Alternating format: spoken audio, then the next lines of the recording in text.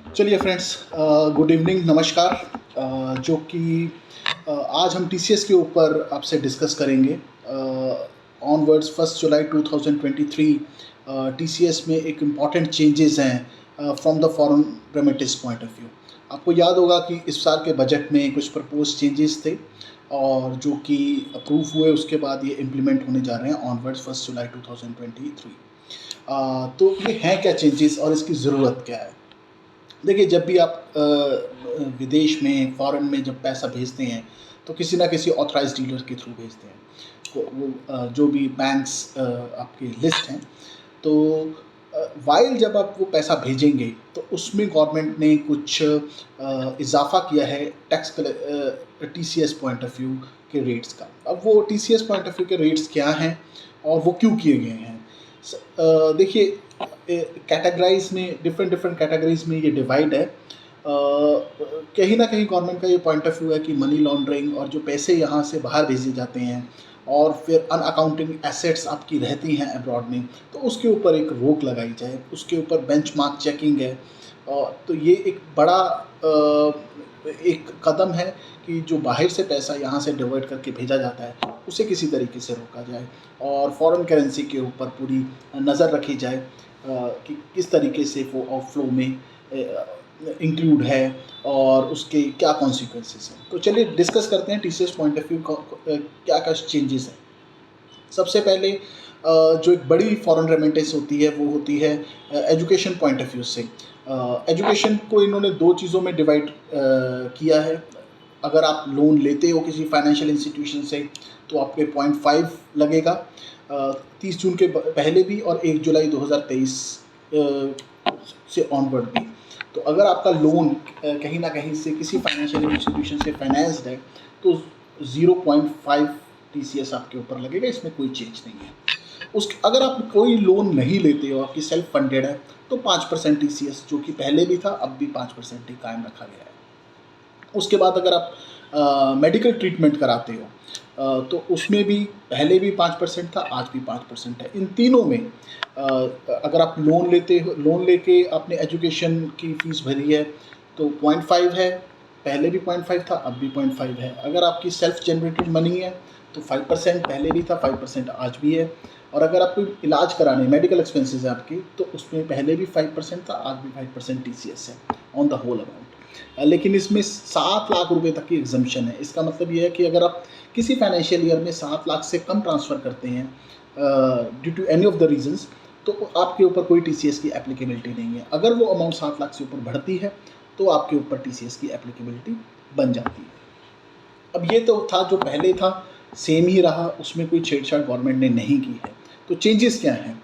Onwards 1 जुलाई 2023 जो changes government ने किए हैं, वो किए हैं, अगर आप कोई टूर पैकेज लेते हैं, तो उसमें इसमें आपको कोई एग्जम्पशन लिमिट नहीं मिलेगी 7 लाख की, सीधा फ्लैट रेट है। 30 जून तक आपका 5% कटता था, अब आपका 20% कटेगा।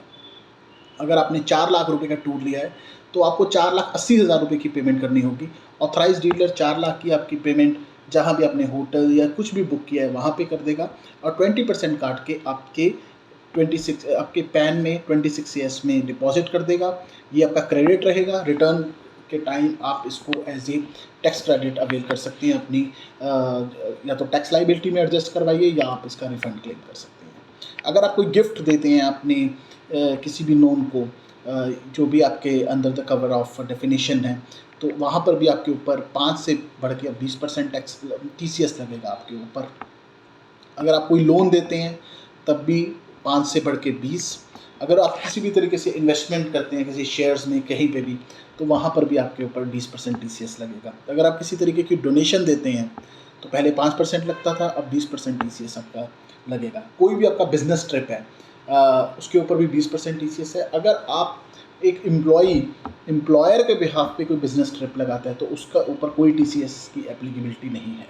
तो इसे टीसीएस के रूल से बाहर रखा गया है अगर कोई एम्प्लॉयर के बिहाफ पे कोई बिजनेस ट्रिप लगाता है।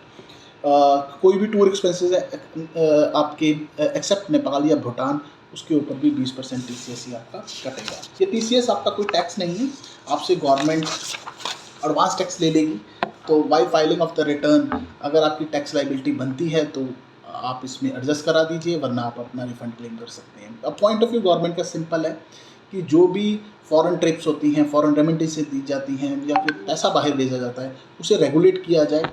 और उसे रेगुलेट तो तभी होगा अगर उसके ऊपर कोई ना कोई डिडक्शन होगी, थ्रू पैन कनेक्टेड होगा और वो आपके 26 ईयर्स में आएगा।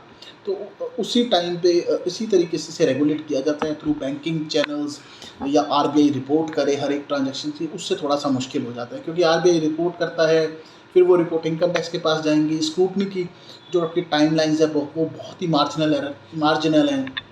फाइनेंशियल ईयर ख़त्म होने के बाद आपको 3 महीने में स्क्रूटनी ओपन करनी है, तो वो टाइम पीरियड्स बहुत कम है। तो अभी इसे इस तरीके से रेगुलेट किया है कि आपकी सारी इनकम के साथ जो भी आप पैसा बाहर भेजेंगे उसको कॉरेलेट करना चाहती है कहीं ना कहीं Indian government. So a positive step, और इसमें कोई दो राय नहीं है कि आपकी जो टैक्स कलेक्शन है, हालांकि फर्स्ट क्वार्टर में ही अच्छी खासी ग्रोथ है, आपको सेकंड क्वार्टर में एक बूम देखने को मिलेगा from the tax collection point of view, क्योंकि अच्छी खासी रेमिटेंस इंडिया से बाहर जाती हैं और उस पर आपने 5 से 20% का जो इजाफा किया है 15% का, इससे आपका अच्छा खासा टैक्स आपको कलेक्ट होगा और अच्छा खासा गवर्नमेंट के खजाने में टैक्स आएगा।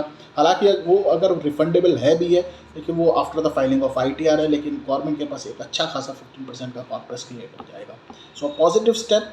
और एक और लगाम लगाने की कोशिश की है कि जो पैसे बाहर भेजे जाते हैं उनके ऊपर एक रेगुलेटरी बैठाई जाए और उसे असेस किया जाए। तो ये थे TCS के चेंजेस। अगर आपका फिर भी कोई सवाल है, कोई डाउट होगा तो प्लीज़ आप कमेंट सेक्शन में लिखिए, will respond you and that. और फिर आपसे हम मिलेंगे किसी नए टॉपिक के साथ। Thank you for watching. Channel आप सब्सक्राइब कीजिए, नोटिफाई कीजिए। Thank you for the